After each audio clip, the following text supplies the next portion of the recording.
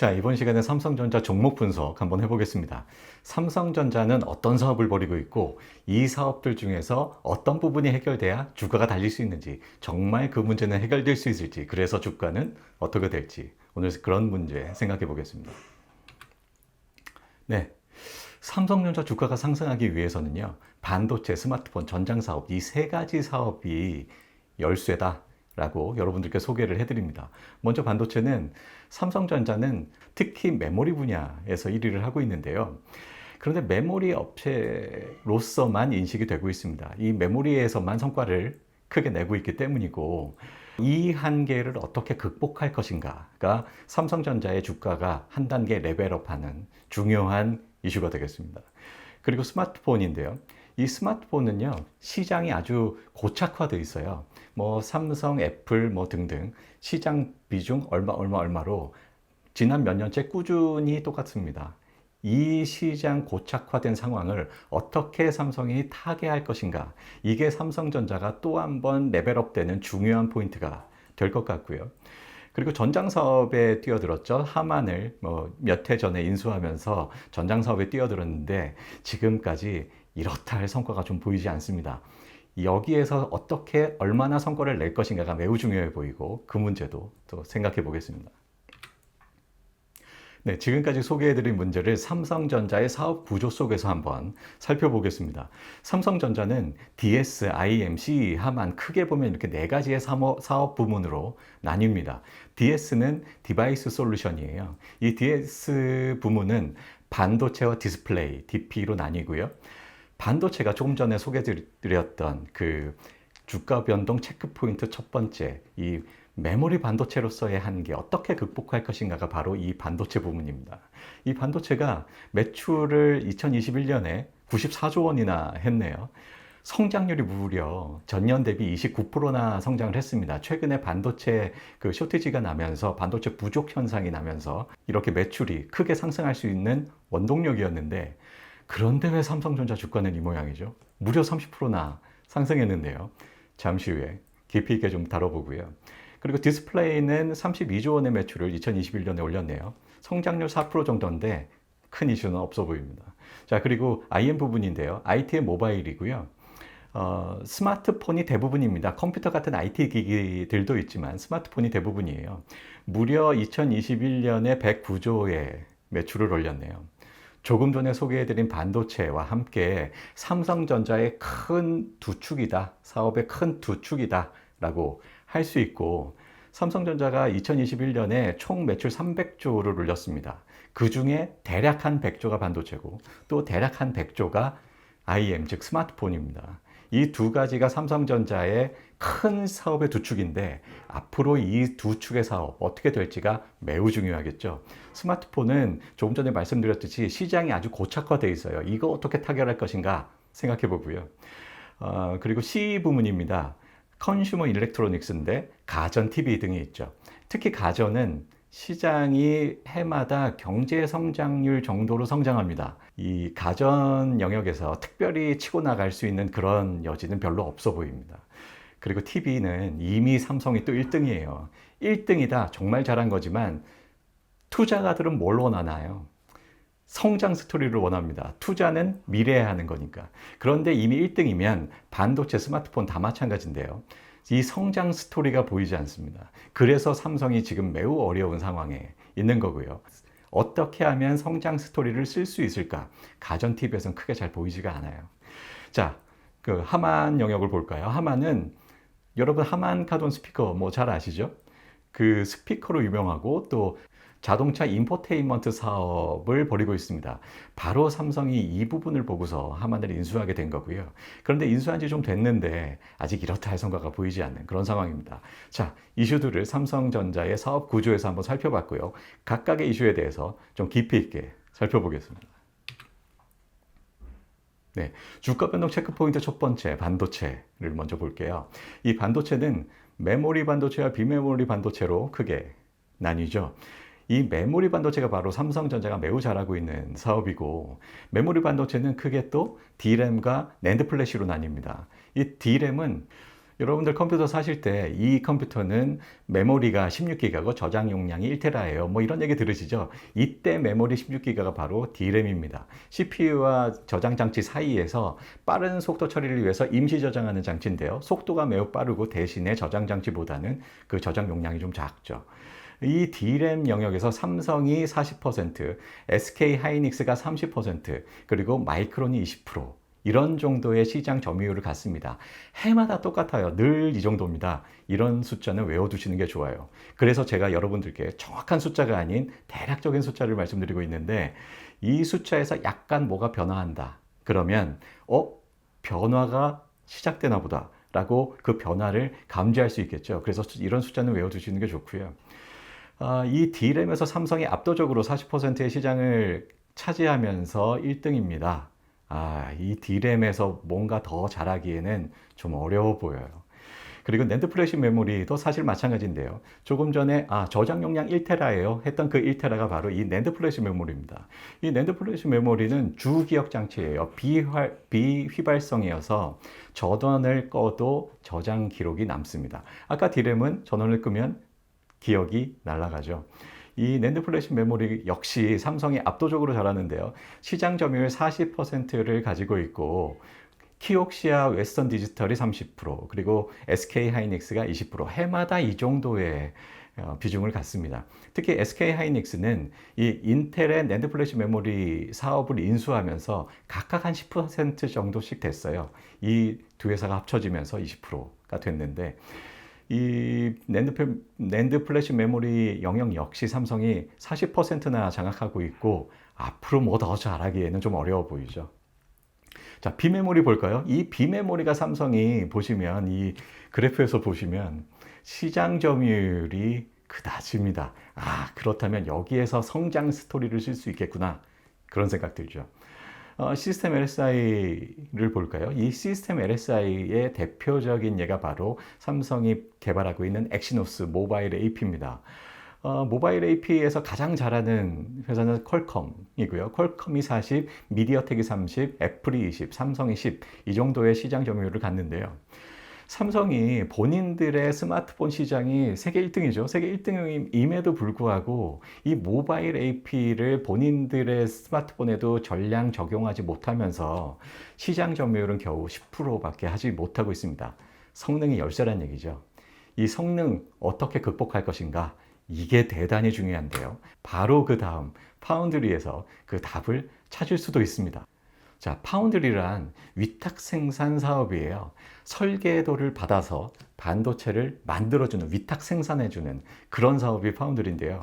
이 공정 능력이 대단히 중요하고, 점차 공정이 미세 공정으로 가면서 모바일 AP 같은 이 반도체 SoC 칩들이 성능이 드라마틱하게 좋아집니다. 점점 미세 공정으로 가면서 전력 소모도 낮아지고, 속도도 빨라지고, 발열도 작아지고, 전반적으로 성능이 다 좋아져요. 그렇기 때문에 이 미세 공정 능력, 공정 능력이 대단히 중요한데요.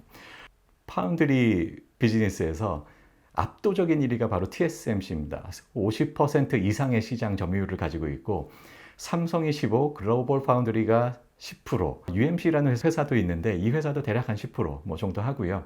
그래서 대표적으로 TSMC, 삼성, 글로벌 파운드리 이렇게 좀 보시면 되고, 이 비중 역시 해마다 그대로입니다. 여기에서 그대로 머물러 있어요.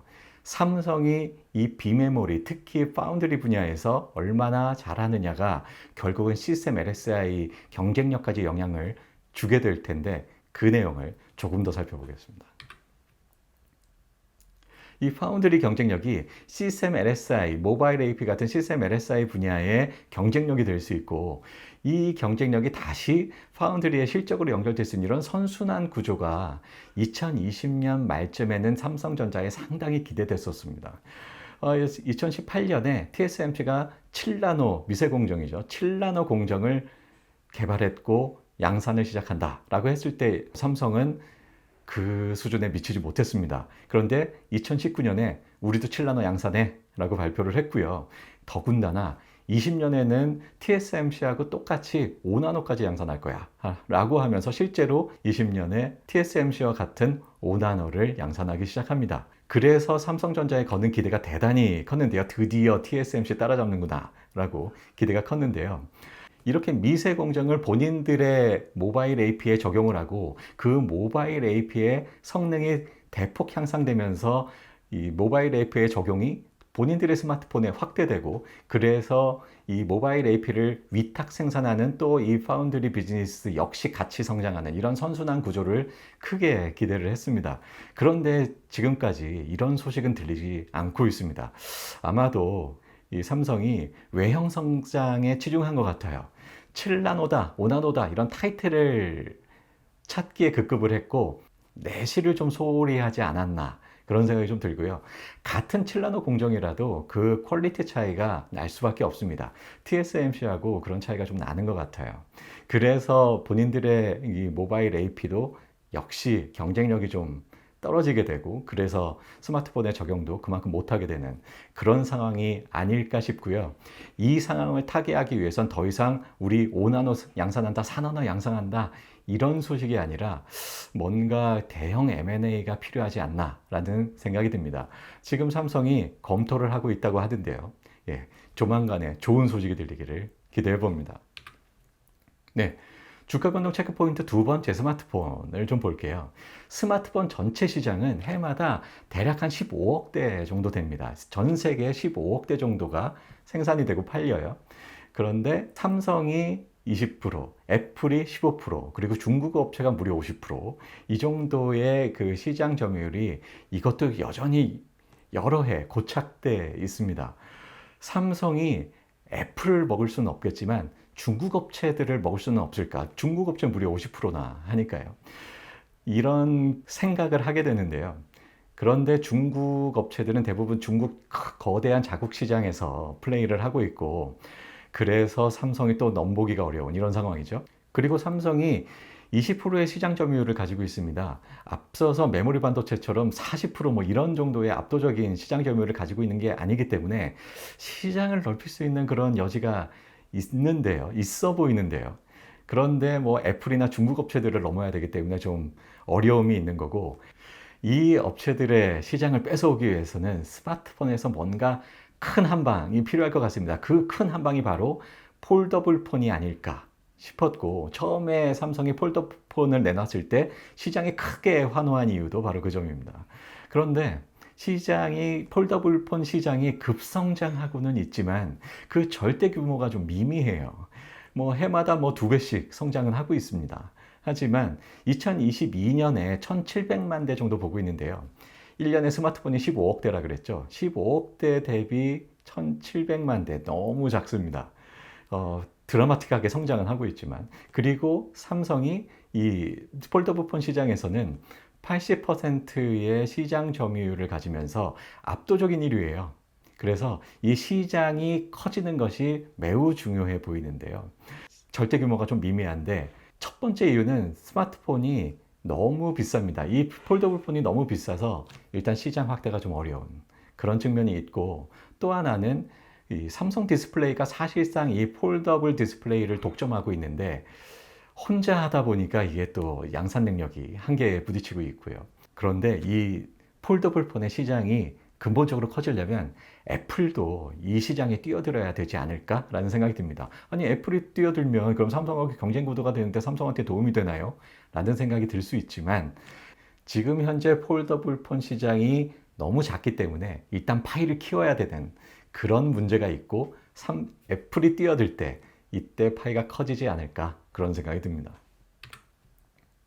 자, 주가 변동 체크 포인트 세 번째, 전장 사업입니다.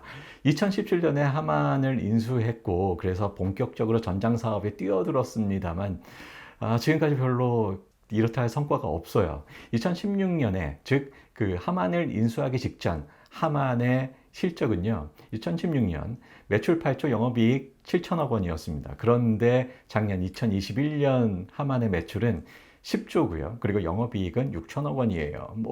그냥 쏘쏘합니다.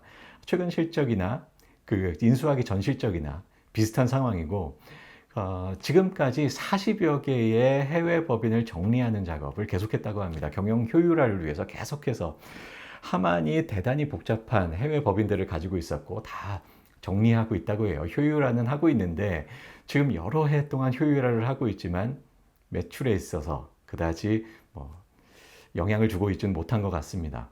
앞서서 비메모리 반도체도 큰 어떤 M&A 빅딜이 필요해 보인다라고 말씀드렸죠. 이 전장 사업도 마찬가지인데요. 하만하고 시너지를 낼 수 있는 그리고 비메모리 반도체 분야까지 아우를 수 있는 이런 큰 빅딜 M&A가 기대되고요.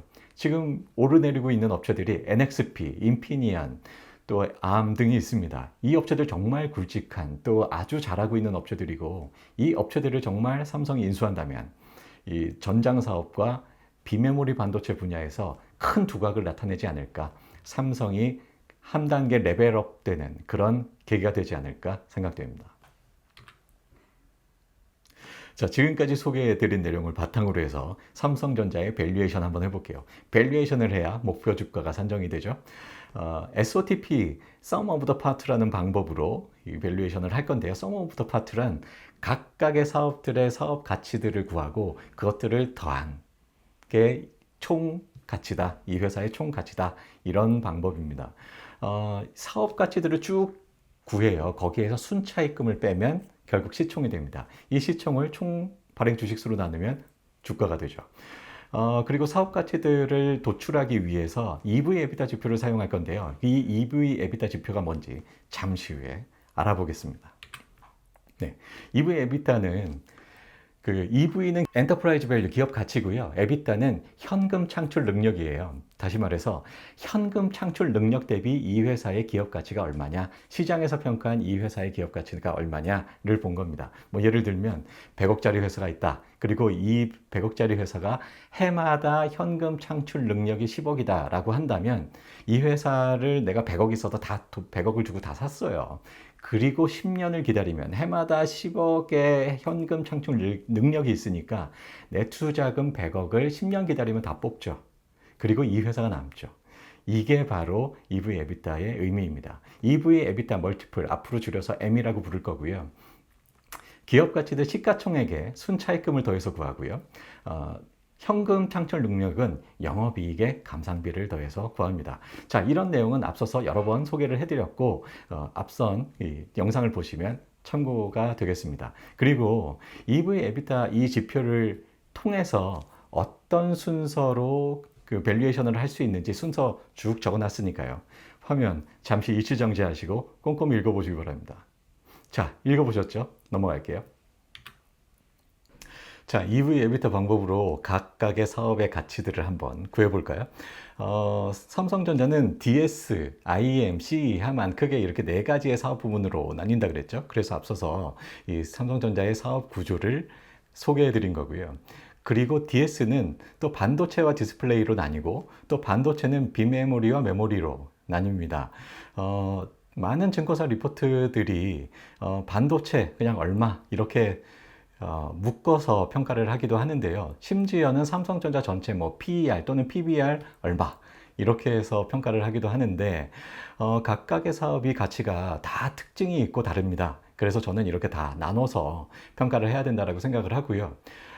메모리의 경우 멀티플을 4.5를 줬습니다. 이 멀티플에 현금 창출 능력을 곱하면 이 사업의 가치가 나온다. 조금 전에 설명해 드렸죠. 이 메모리는 4.5를 줬는데 이 4.5가 SK 하이닉스의 멀티플입니다. 이 4.5를 줘서 총 사업 가치 240조가 도출이 됐고요. 다음 비메모리는요. 멀티플 15를 적용을 했는데 아니 메모리는 4.5인데 비메모리는 15나 돼요. 무려 3배가 넘는데 이걸 비메모리를 열심히 해야 된다 그런 얘기죠. 만약에 비메모리에서 1조 원의 현금 창출을 했다라고 하면 그거는 메모리에서 3조를 만드는 것과 비슷한 그런 효과다라는 얘기입니다. 비메모리는 멀티플 15를 줬는데 이 멀티플 15는 TSMC의 멀티플을 가지고 왔고요. 그래서 115조의 결론이 도출됐습니다. 디스플레이는 LG 디스플레이의 EV 에비타 멀티플 2를 적용해서 19조가 됐고요. IM 부분은 EV 에비타 멀티플 10을 줬는데요. 애플이 20위예요. 그런데 시장에서 애플 스마트폰을 훨씬 더 열광을 합니다. 삼성 스마트폰보다 애플을 더 열광하는 것은 어쩔 수가 없어요. 그래서 애플의 멀티플을 20%를 50% 할인한 10의 멀티플을 줬고요. 그래서 사업 가치가 172조가 됐네요. 그리고 CE 부문은 18조, 그리고 하마는 14조. 이렇게 됐는데 특히 하마는 10의 멀티플을 줬습니다. 전장 사업은 EV EBITDA 멀티플 10은 줘야 된다라는 게 시장의 평가입니다. 그렇게 해서 총 사업 가치 578조가 나왔네요. 자, 다음은 자회사 가치를 더해야 되는데 이 자회사는 삼성의 나머지 사업 가치가 워낙 크기 때문에 미미한 18조밖에 안 됩니다. 상장사와 비상장사로 나눠서 평가를 해야 되는데요. 이 평가하는 자세한 방법은 LG 에너지 솔루션, LG 화학편을 보시면 자세히 그 내용이 소개되어 있으니까요. 참고하시고요. 삼성전자의 경우는 이 자회사 가치가 별로 중요하지 않아요. 겨우 18조밖에 안 되니까요. 그래서 이 정도로 정리를 하겠습니다. 자, 다음은 기업 가치에서 순차익금을 뺀다라고 말씀드렸죠. 그래야 시총이 나오고요. 시총은 502조 원이 됩니다. 자, 지금까지 시총까지 구했어요. 이 시총에 총 발행 주식수 나누면 목표 주가 나옵니다. 이 목표 주가는 84,000원이 나왔네요. 자, 앞서서 말씀드린 주가 변동 체크 포인트, 반도체, 스마트폰, 전장 사업 이 부분에서 지난 몇 해 동안 특별히 어떤 뚜렷한 변화가 감지되지가 않습니다. 그래서 현재 목표 주가를 이 정도밖에 제시할 수 없을 것 같고요. 여기에서 뭔가 변화가 보인다라고 했을 때 밸류에이션 목표가 달라지고 주가도 달라질 수 있을 것 같습니다. 현재는 84,000원 정도가 적당한 주가로 보입니다. 그리고 최근에 장사가 대단히 어렵습니다. 인플레이션 우려로 미국의 중앙은행 FED가 금리 인상을 가파르게 하겠다라고 예고하고 있는 상황에다가 우크라이나 사태까지 겹쳐서 인플레이션이 더더욱 우려되는 상황인데요. 이런 상황에서 주식 투자는 대단히 위험하고 힘들죠. 당분간은 좀 쉬는 게 맞는 것 같고요. 이런 얘기는 특별히 삼성전자에만 해당되는 내용이 아니기 때문에 주가 변동 체크 포인트로 말씀드리지는 않았습니다만 대단히 중요한 포인트고 당분간은 투자를 좀 쉬는 게 좋을 것 같습니다. 오늘 준비한 내용 여기까지고요. 구독, 좋아요 부탁드립니다. 오늘 여기까지 할게요.